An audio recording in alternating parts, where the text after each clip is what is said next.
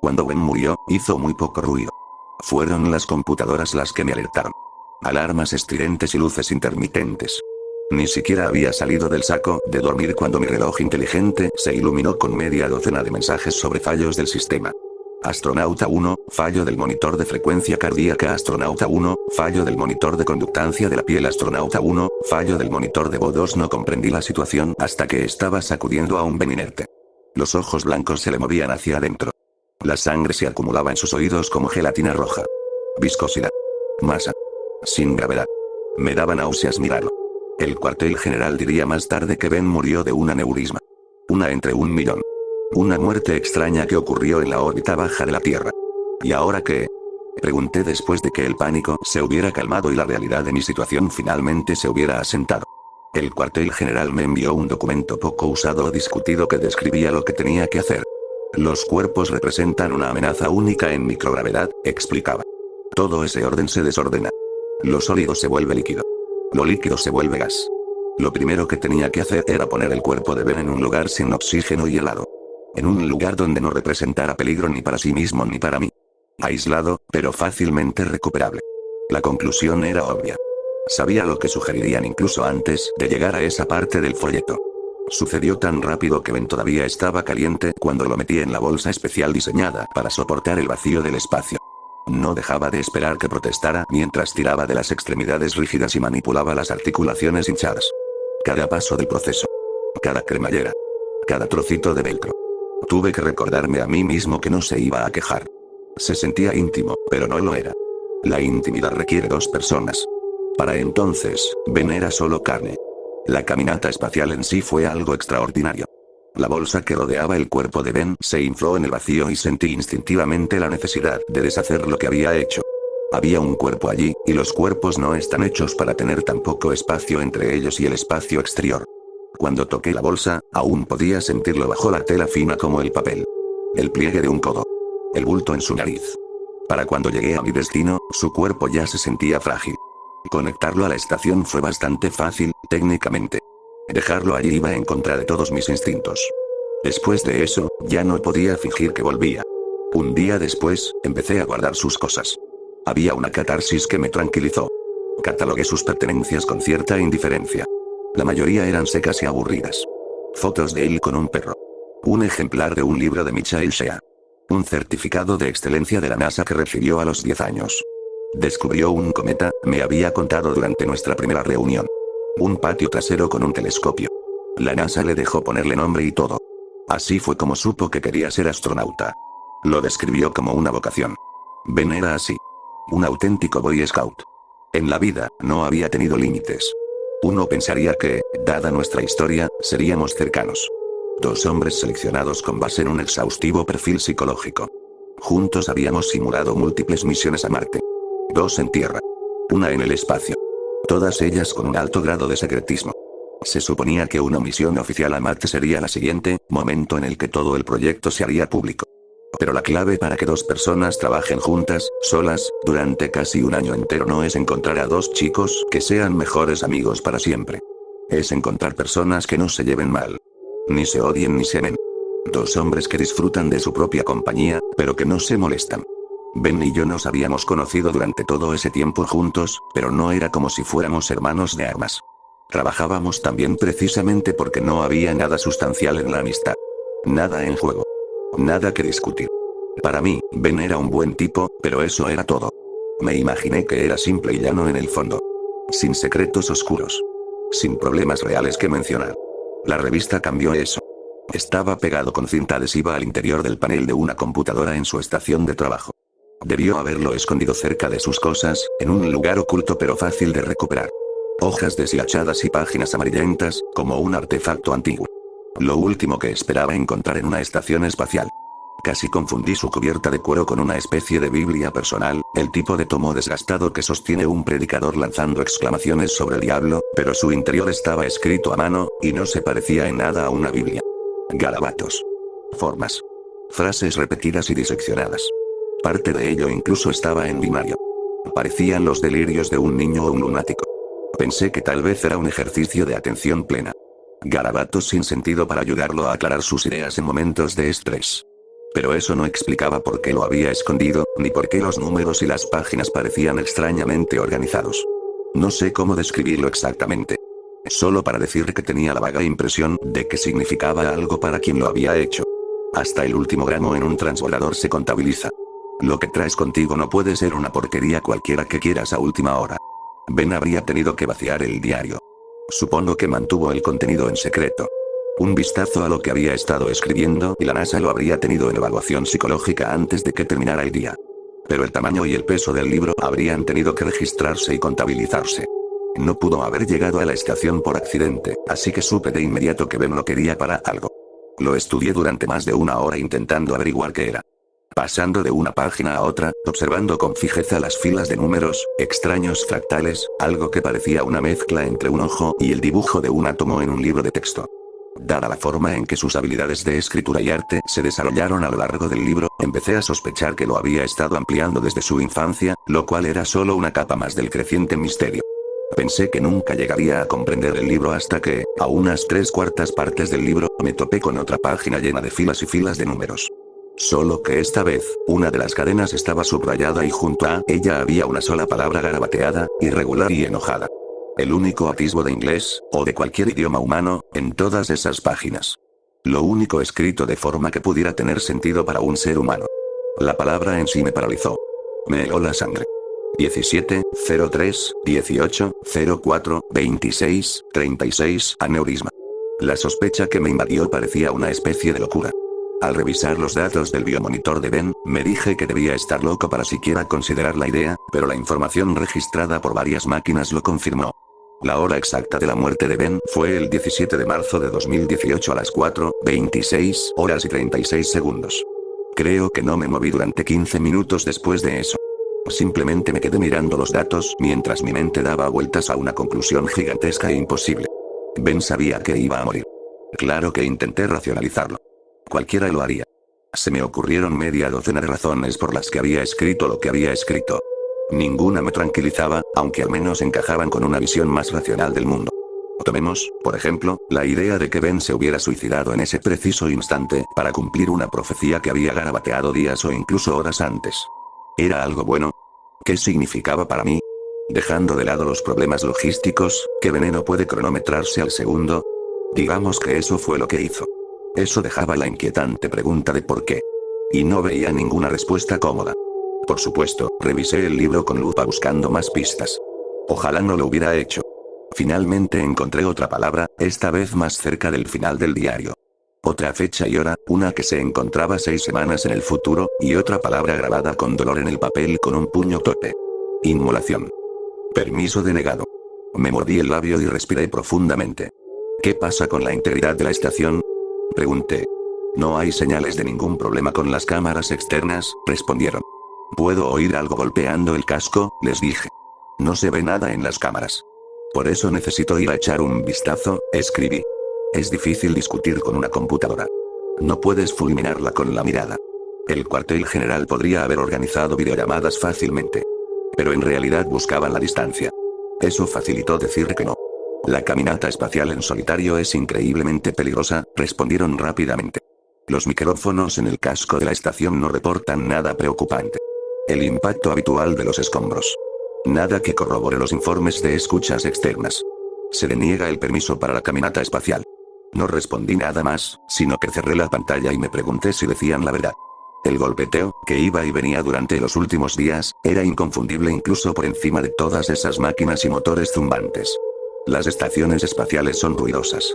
Incluso nos dan tapones para los oídos para soportarlo. Pero lo que fuera que hubiera ahí fuera era de alguna manera más fuerte.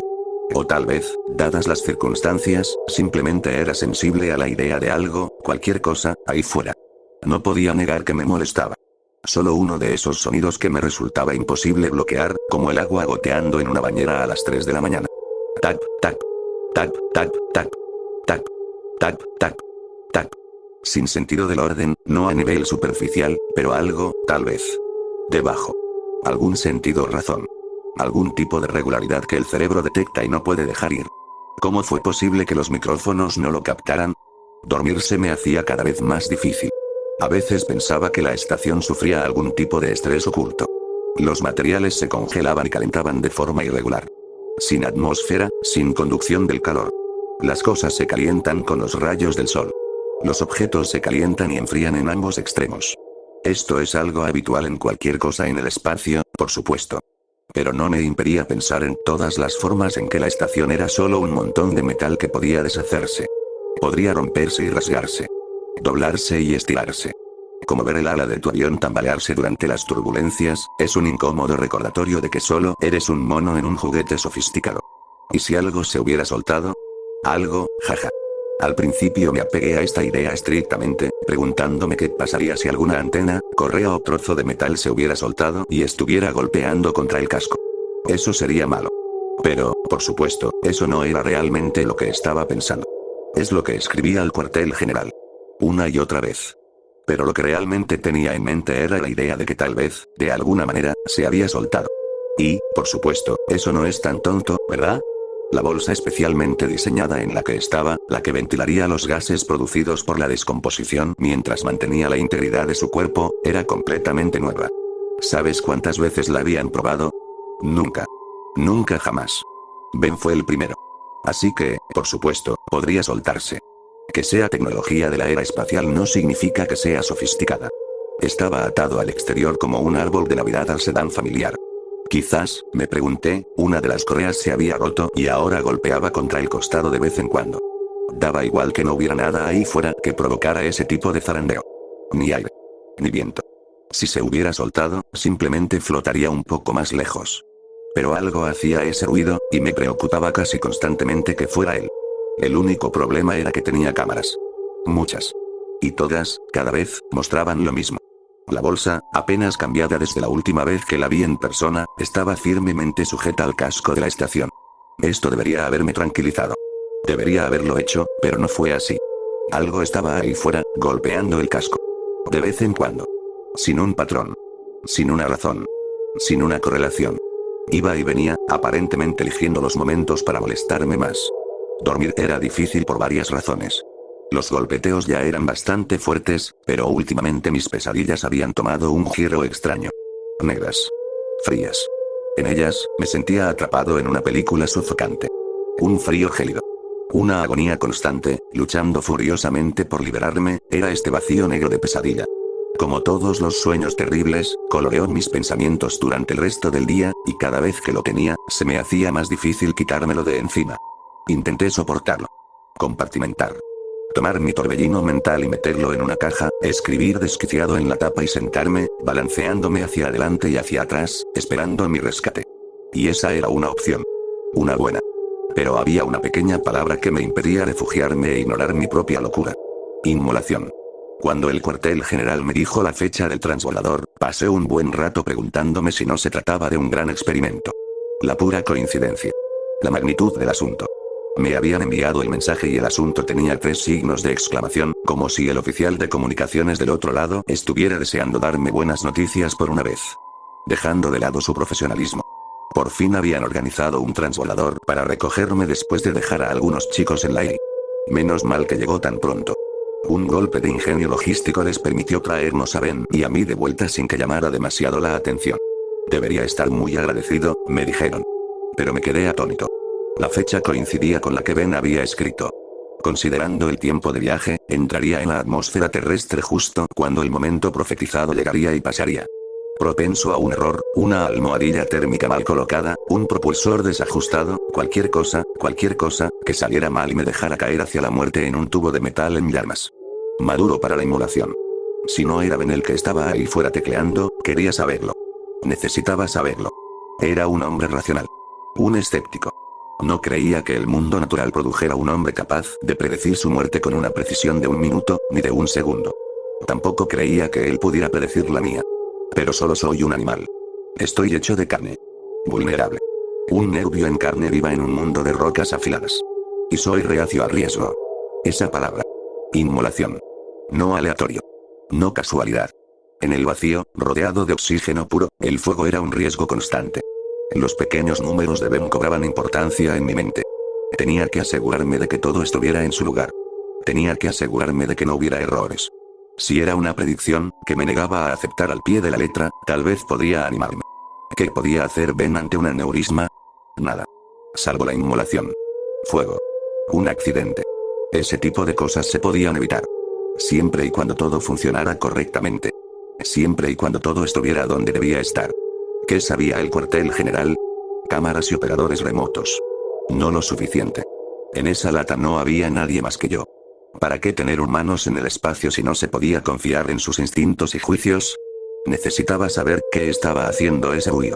Necesitaba salir allí. El cuartel general se dio cuenta demasiado tarde. Estaba dentro del traje, con la esclusa de aire funcionando cuando se dieron cuenta. Elegí bien el momento. A mitad de mi turno de mantenimiento. Les dije que estaba echando un vistazo al traje, para asegurarme de que todo estuviera en orden. Quise decir que tardaron en darse cuenta de lo que estaba haciendo. Técnicamente, podían detener el proceso en cualquier momento. Podían hacer lo que quisieran. Pero amenacé con forzar una anulación manual que los dejaría fuera de esa parte del sistema. Me dijeron que me someterían a un consejo de guerra al regresar, pero esa fue una amenaza muy débil. Para mí, lo que estaba en juego era mucho más importante que un consejo de guerra. Al final, se rindieron. ¿Sabes lo difícil que es construir una estación espacial en secreto? Fue lo primero. Si la caminata espacial salía mal y yo moría, la estación seguiría allí.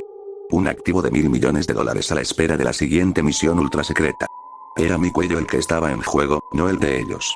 Lo acepté. Bajo presión, el cuartel general también lo aceptó. Para cuando la puerta finalmente se abrió y pude salir con cuidado y rodear el borde, aferrándome al exterior de la estación, ya habían conectado las cámaras y me guiaban hacia mi destino. Pero para mí, en ese momento, era solo ruido de fondo. Sus voces y sus pequeños pitidos. Lecturas constantes de la temperatura de los trajes y la distancia al casco de la estación. Sin importancia. Todo. Lo que importaba era el sonido. Tap, tap, tap. A estas alturas ya estaba ansioso. O quizás, para ser sincero, asustado. El espacio es puro extremo. No solo calor, sino también luz. Las sombras que proyecta son vastas y extrañas. Te mueves dentro y fuera de la sombra de la Tierra como si fuera una mano delante de un proyector. Y las que proyectas tú mismo y tu entorno son de un negro especial. La estación, con su infinidad de tuberías y cables, estaba cubierta de sombras abisales. Cosas largas y deformadas de origen ambiguo. A veces miraba la oscuridad y me preguntaba si habría algo allí, o si la estación simplemente estaba atravesada por alguna extraña fuerza cósmica. Como si fuera a caer en ella, de alguna manera. Perdido para siempre. Normalmente pensaría que era hermoso.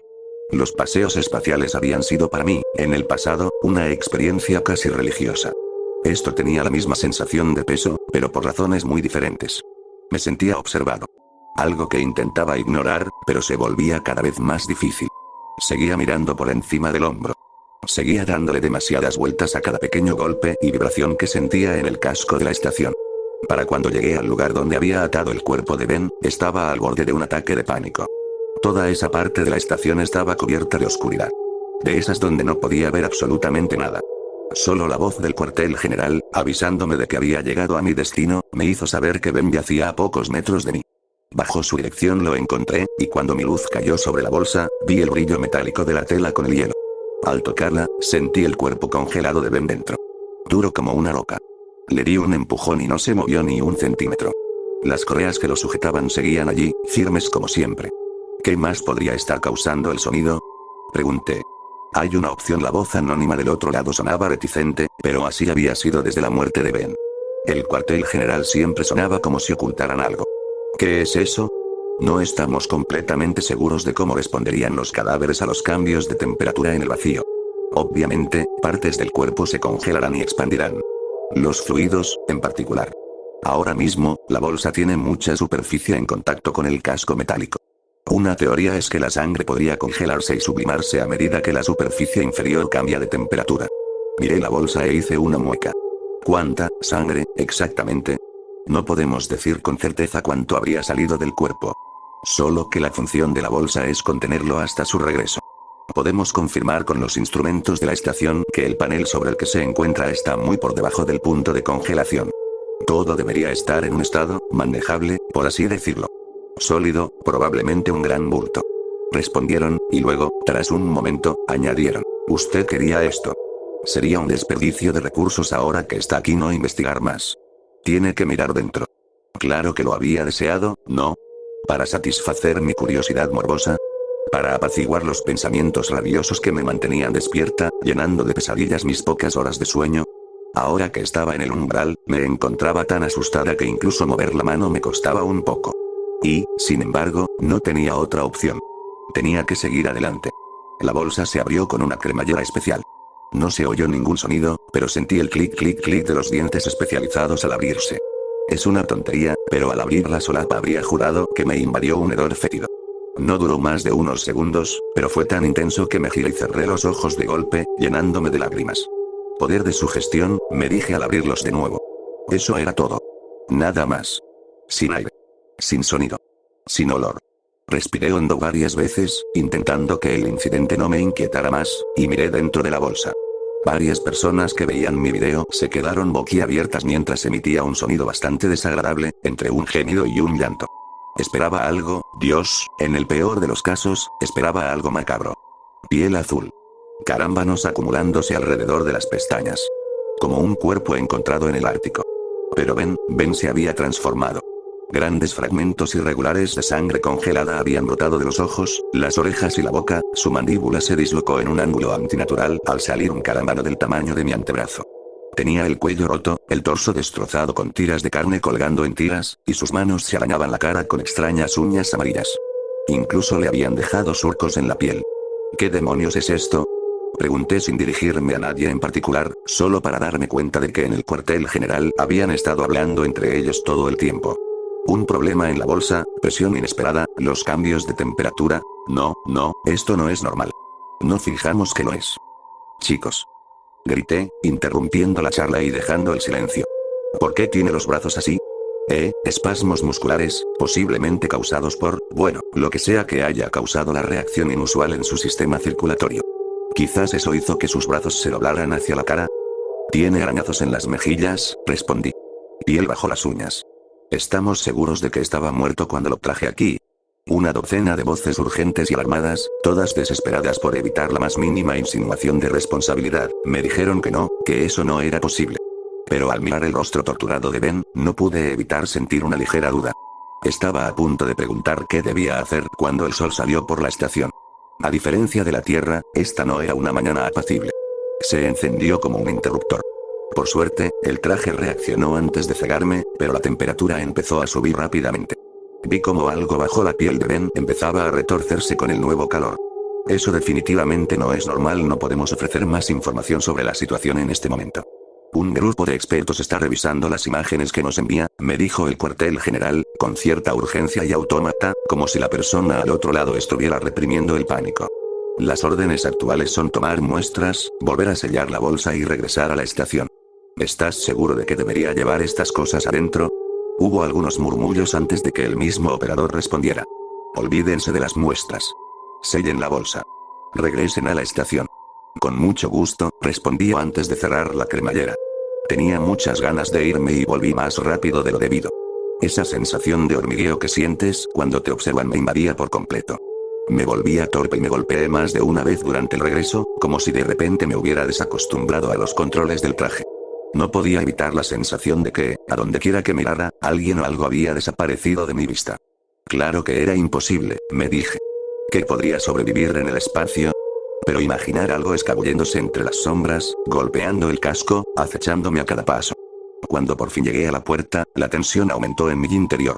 Si algo iba a pasar, pasaría ahora, de espaldas al infinito. Nunca me había sentido tan vulnerable. Reynolds. El sonido me sobresaltó. Estaba tan concentrado en mi entorno que olvidé que me supervisaba una sala llena de gente a miles de kilómetros de distancia. ¿Qué es? Reynolds, estamos viendo algo aquí de lo que no estamos seguros. Nos dijeron que deberías esperar para volver. Algo en la voz del otro lado me revolvió el estómago. No solo parecían confundidos, y no se equivoquen, cuando uno está aferrado a un costado de una estación, solo, estar confundido ya habría sido bastante malo. Pero no, había algo más. Miedo. Hay una anomalía, añadieron. Nadie aquí abajo sabe cómo proceder. Estamos buscando la opinión de los superiores. Esto no tiene precedentes. ¿Qué está sucediendo? Empezó con, señales de algunos biomonitores. En concreto, las de Ben. Esa última palabra cayó como un cañón. ¿Qué? Sí. Y las cámaras, al principio pensamos que no funcionaban bien. Parecía que la bolsa de Ben estaba vacía. Y entonces, Reynolds, notamos algo. Algo más. Chicos, ¿qué está pasando aquí? Me dicen que no puedo decir más. Solo espera. Me aferré con más fuerza a la barandilla, con el corazón latiéndome con fuerza. Por fin, la puerta se abrió y estaba listo para ignorar todas las órdenes cuando el hombre que me hablaba desde el cuartel general prácticamente me gritó al oído. No entres. Reynolds. No. Entres a la estación. Lo que vemos en las cámaras, no puedes dejarlo entrar.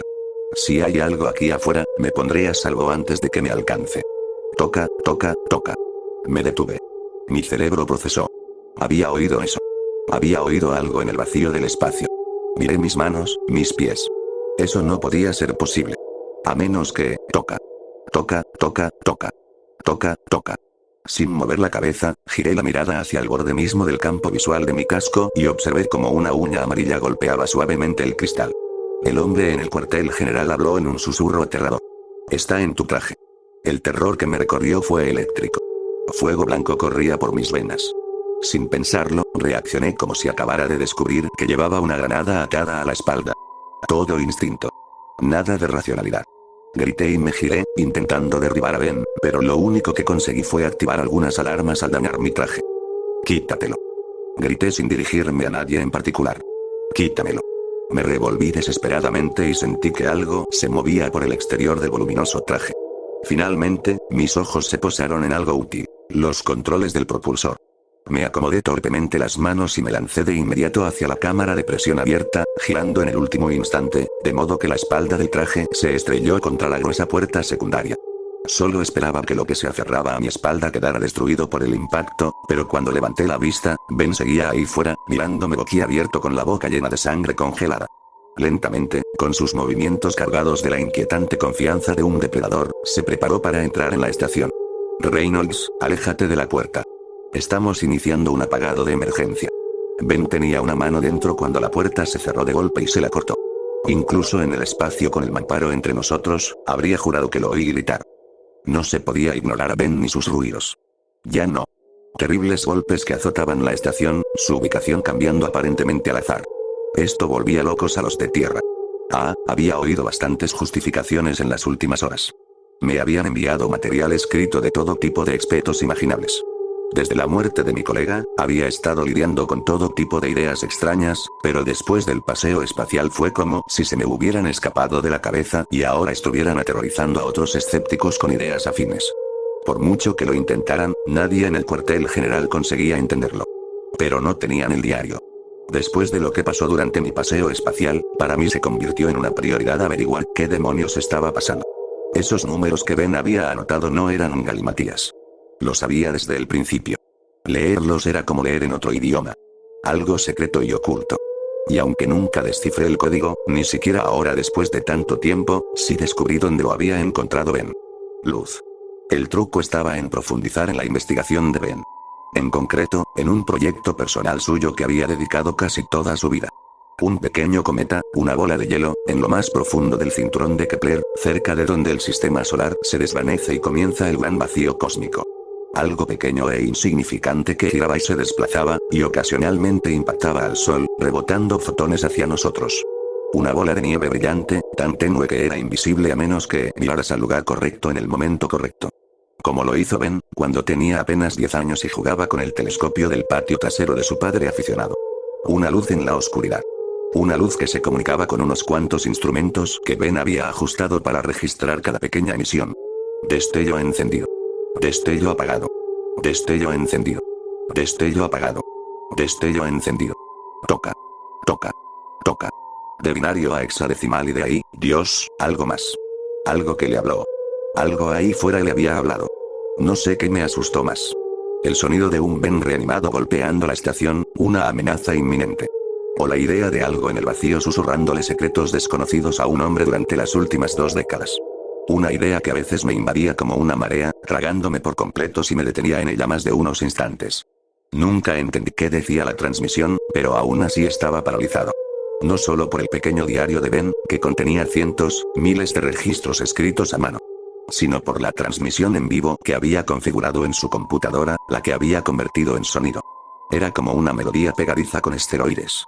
como ruido blanco hecho de ácido, un torrente de ideas extrañas que me dejaba confundido y babeando si escuchaba demasiado. En total, no pasé más de unos días con acceso a esa transmisión y al final sentí que estaba a punto de derretirme. Pero Ben había estado expuesto a esa cosa desde su infancia. Pasé años y años escuchando, grabando y esperando, trabajando en algo que ninguno de nosotros podía realmente entender. Tuve que asumir que la transmisión fue la responsable de su muerte, y peor aún, de lo que le sucedió después. ¿Siempre había sido esa la razón de su venida al espacio? ¿El Ben que yo conocía había sido simplemente una farsa? El sonido, la luz que venía de afuera. Se sentía mal. No era una calma suave ni el canto de una sirena. Era oscuro y abrumador. ¿Por qué se había rendido? ¿Por qué había hecho todo lo que quería? ¿Cuánto de su vida había vivido en función de sus necesidades y deseos? Una cosa de la que podía estar seguro mientras pasaba días escuchando el furioso alboroto de Ben en el exterior de la estación, era que lo que sea que le había hablado, era hostil y no podía permitir que regresara conmigo. Reynolds, me han dicho que esto va a ser una recogida un tanto poco convencional. Me burlé mientras terminaba de ponerme el traje. Eso era quedarse corto. ¿Qué te dijeron? Pregunté mientras bajaba el casco e iniciaba la secuencia de apertura de la puerta. Existe preocupación por la contaminación, me dijo el piloto. No estoy seguro de qué significa eso. No dijo si fue biológica o química. Todo suena un poco raro, si me preguntas. Pero se supone que debemos recogerte en medio de una caminata espacial. ¿Es cierto? Sí, respondí. ¿Eh? ¿Te animas? Nos han dicho que podemos acercarnos a unos 200 metros, pero tendrás que cerrar el resto con los propulsores del traje.